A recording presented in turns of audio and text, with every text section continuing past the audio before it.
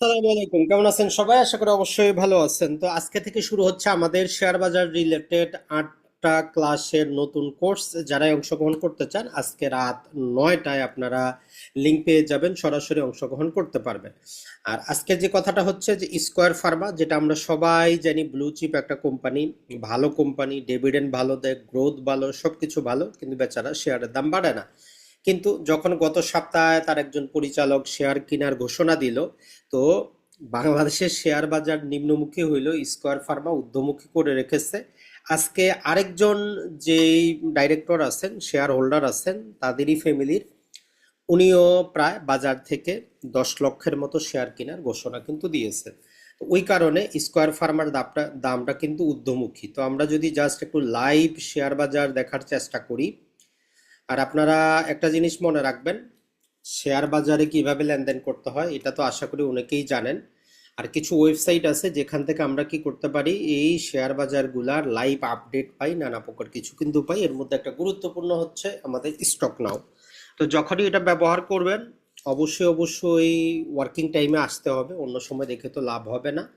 প্রথমে আগে দেখার চেষ্টা করি যে আমাদের স্কয়ার ফার্মাটা আছে কোথায়। স্কয়ার ফার্মা মাশাল্লাহ আজকে এখন পর্যন্ত রানিং চলতেছে 2 টাকা, 210 টাকা 30 পয়সা। এটা হচ্ছে প্রতি ঘন্টার হিসাবে এক একটা ক্যান্ডেল, তার মানে 210 টাকা 30 পয়সা। মূলত অন এভারেজে এটা জাস্ট গত কয়দিন আগেও কত ছিল, 198 টাকা কিন্তু ছিল। এখানে তার ডিটেইল দেওয়া আছে। তখন আমরা যদি তার একটু চার্টটা দেখার চেষ্টা করি আগে, স্কয়ার ফার্মা যাদের কাছে আছে, এখন ইনারা কি ধরে রাখবেন না লাভ করে বিক্রি করে দিবেন? তো এইটা হচ্ছে যে তার লাইভ চার্ট যদি আমরা দেখার চেষ্টা করি, দেখেন যে এখানে মোটামুটি 210 টাকাতে আসে। তো তার মানে যারা 200 টাকার নিচে ক্রয় করতে পারছেন, প্রতি শেয়ার প্রতি কিন্তু তাদের 10 টাকা লাভ, অন এভারেজ হিসাব করলে 5%। এখন কথা হচ্ছে যে এখন আপনি স্কয়ার ফার্মা কিনবেন কিনা। কথা হচ্ছে যে আপনি যদি বেশি পরিমাণে ইনভেস্ট করতে চান, আপাতত না কিনাই ভালো। যেহেতু আরেকজন পরিচালকও শেয়ার কেনার ঘোষণা দিয়েছেন, যেহেতু ডিমান্ড যেহেতু বাড়ছে, এটা আরো কিন্তু বাড়বে। এটা মূলত আমরা যতটুকু জানি ম্যাক্সিমাম যে মিউচুয়াল ফান্ডগুলো আছে তাদের 216 টাকা পর্যন্ত কিনা আছে। তার মানে যখন দেখবেন যে আপনি এটা 216 টাকা পর্যন্ত, এই পর্যন্ত কিন্তু এক ধাপে উঠে যাবে, 216 টাকা পর্যন্ত উঠে যাবে। এখন 216 টাকা উঠতে উঠতে যদি আপনার পোর্টফোলিওতে লাভের পার্সেন্ট যদি 15%-এর উপরে থাকে, তাইলে আপনি আলহামদুলিল্লাহ চাইলে বিক্রি করতে পারেন। আর যারা দীর্ঘমেয়াদী হোল্ড করতে চান, অল্প অল্প করে কিনতেছেন, এদেরকে আমরা বলি যে আপনার ম্যাক্সিমাম ক্রয়ের যে একটা লিমিট হচ্ছে 212 টাকা পর্যন্ত। তো এটা কিভাবে আমরা ক্যালকুলেশন করলাম, তো এটার জন্য আমরা সিম্পল, জাস্ট আপনার অত কিছু জানার দরকার নাই। ইন্টেন্সিভ ভ্যালু বলে কিছু জিনিস আছে, ওই সমস্ত কিছু যদি আপনি না জানেন, সিম্পল আমরা আপনাদেরকে যে একটা ক্যালকুলেশন করে দেই, সেটা হচ্ছে যে এই শেয়ারটা গত 12 মাসে কিরকম উঠানামা করেছে। তো আমরা দেখি যে সর্বোচ্চ 234 টাকা উঠেছে, সর্বনিম্ন 198 টাকা। তো আমরা বলি যে আপনি সিম্পল একটা ক্যালকুলেশন করবেন আপনার নিজের জন্য, যে এই শেয়ারটা গত 1 বছরে সর্বোচ্চ কত ছিল, 234 মাইনাস যদি আমরা 198 দিই, তার মানে 36 টাকা আপ ডাউন করেছে, উপরে গেছে আবার নিচে আসছে। আপনি নর্মালি এটা যেটা করবেন সেটা হচ্ছে যে এটাকে আপনি 4 দ্বারা ভাগ করবেন 25% হিসাবে 9 টাকা। তাহলে এই যে 198 টাকার সাথে আপনি 9 টাকা যুক্ত করবেন, তাহলে আপনার কত হবে, 198 সাথে 260 টাকা পর্যন্ত ছিল আপনার 25% সেফটি। তার মানে আপনি যদি হিউজ পরিমাণ টাকা ইনভেস্ট করতে চান, তাহলে আপনার জন্য এটা বেস্ট ছিল। এখন ধরেন যে আপনি ক্রয় করেন না, এখন দামটা তো বেড়ে গেছে। তখন এই যে 36 টাকা যেটা আপনার আছে, 36 টাকাকে আপনি 3 দিয়ে ভাগ দিবেন, 1/3, 12 টাকা। তাহলে 198 প্লাস হচ্ছে আমাদের 12, 210। এরপরেও এটা কি করছে, ঊর্ধ্বমুখী হয়েছে। এখন কথাটা হচ্ছে বাংলাদেশের টোটাল শেয়ার বাজার কি ঊর্ধ্বমুখী হয়েছে? কথা হচ্ছে যে না। তো জন্য আমরা বলি যে 210 টাকার উপরে যেহেতু চলে গেছে, আপাতত এই শেয়ারটাতে আপনি 10 লাখ, 20 লাখ, 50 লাখ একসাথে ক্রয় করার কোনো প্রশ্নই উঠে না, আপনি অপেক্ষা করেন। শেয়ার বাজারের ধরন সেটা উপরে যাবে নিচে আসবে, এটাই বাস্তবতা। যদি আরো উপরেও যায়, 230ও যায়, তারপরেও আবার সে নিচে আসবেই আসবে, যেহেতু টোটাল শেয়ার বাজার নিম্নমুখী। এটা কিন্তু মাথায় রাখবেন। তারপরও বলবেন যে ভাই আমরা তারপরেও নিতে চাই, তাহলে আপনি 198 সাথে 50% মার্জিনে চলে যান, 50% হইলে 18 টাকা। তাহলে 198 প্লাস হচ্ছে 18, তার মানে 216 টাকা পর্যন্ত আপনি এন্ট্রি নিতে পারেন। আর বাংলাদেশের ম্যাক্সিমাম মিউচুয়াল ফান্ডে যদি আপনি দেখেন এদের ক্রয় মূল্য 216 টাকা পর্যন্ত কিন্তু আছে। এর উপরে যদি টোটাল বাংলাদেশের শেয়ার বাজার ঊর্ধ্বমুখী হয়, তখন যদি উপরে যায় তখন আপনি নেবেন। তবে আরেকটা কথাটা হচ্ছে যে এই কোম্পানিটা ভালো, আবারও সমস্যা হচ্ছে যে বেশি ভালো হইলে সমাজে যেমন তার কোনো আবার দাম থাকে না। এটা সমস্যা যেটা, এর শেয়ার সংখ্যা অনেক বেশি, 88 কোটির উপরে হচ্ছে শেয়ার সংখ্যা। এখন এই যে পরিচালক সাহেবরা যদিও ঘোষণা দিয়েছে তারা কি করবে, বিভিন্ন প্রকার শেয়ার কিনবে, কিন্তু কথাটা হচ্ছে এই ডাইরেক্টর পরিচালকদের মাত্র 43.59%।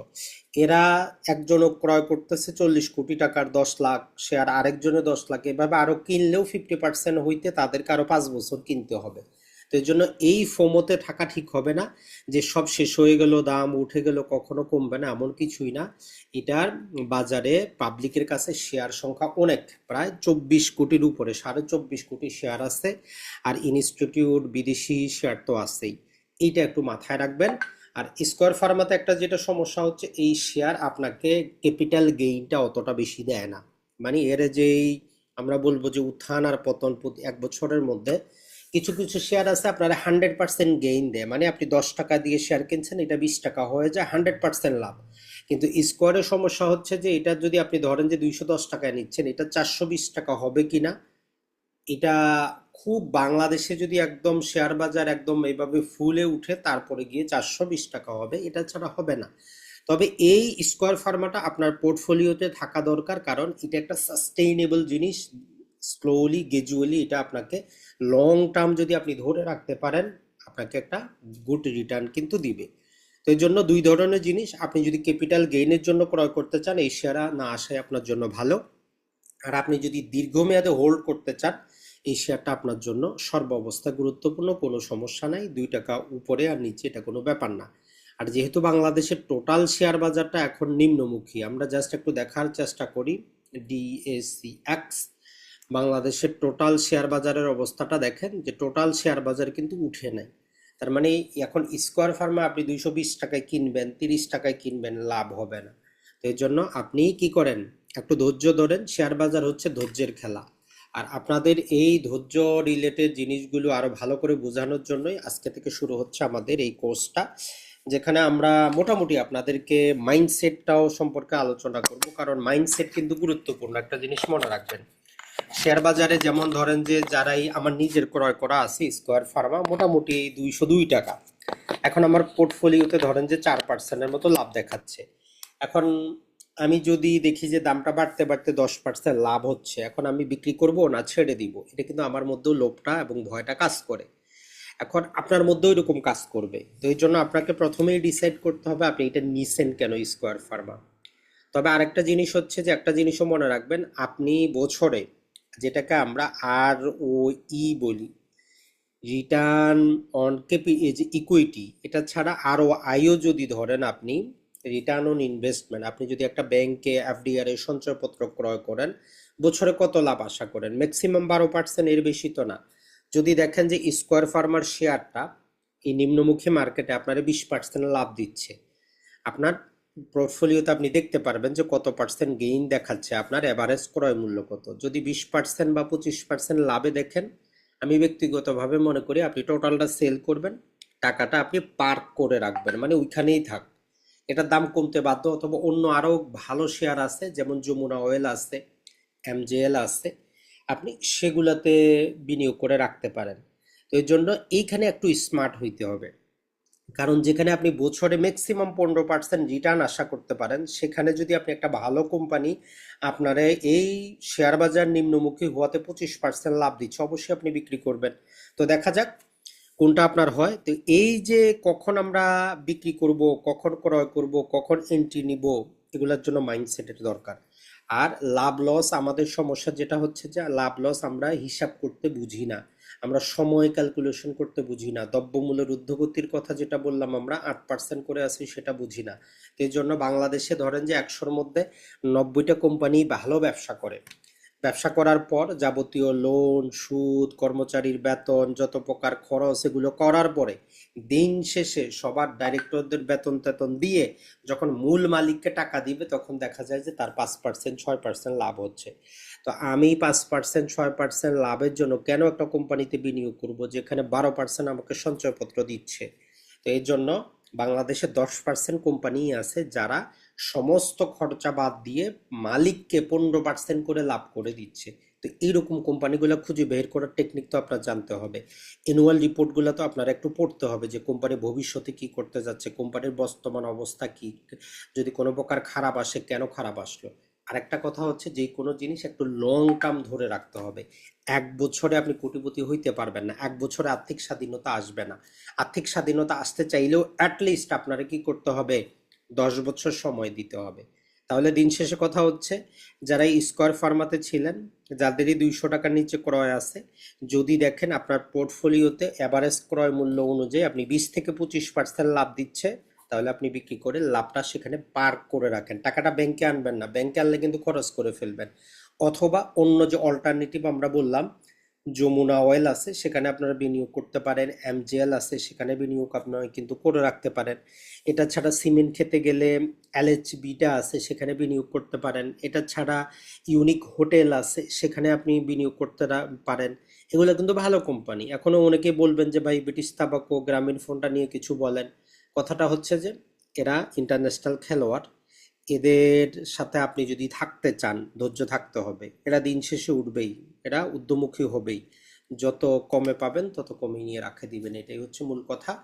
আর 3% 4% 5%-এ আপনি শেয়ার বিক্রি করবেন না, বিক্রি করার কোনো কারণ নাই। যদি একসাথে বেশি নিতে চান অপেক্ষা করেন, নেওয়ার দরকার নাই। আর যারা অল্প স্বল্প করে 2টা 4টা করে নিচ্ছেন আপনারা নিতে থাকেন ম্যাক্সিমাম 216 পর্যন্ত। 216-এর উপরে আপনি যাবেন না। আমরা যে টেকনিকটা আপনাদেরকে শিখাই দেই যে গত 1 বছরের অ্যাভারেজ মূল্যের চাইতে বেশি মূল্যে আপনি কি করবেন না, দীর্ঘমেয়াদের জন্য কিনবেন না। যদি আপনি ট্রেডিং করতে চান আপনি তখন নেন, টেকনিক্যাল জিনিসগুলো যাচাই করে দেখেন, আরএসআই যাচাই করে দেখেন, 50-র উপরে যদি থাকে, উইকলিতে থাকে, মান্থলিতে থাকে, আপনি বিনিয়োগ করেন। 1 মাসে আপনি 10% লাভ করে বের হয়ে যান, তার ক্যালকুলেশন কিন্তু ভিন্ন। দীর্ঘমেয়াদের জন্য যত ভালো কোম্পানি হোক অ্যাভারেজ মূল্যের বেশি কিনলে আপনি লাভ করতে কিন্তু পারবেন না। এর জন্য ধৈর্য, জ্ঞান, সময়, এই জিনিসগুলো মাথায় রাখতে হবে। তো দেখা হচ্ছে আজকে রাত 9টায়। আসসালামু আলাইকুম।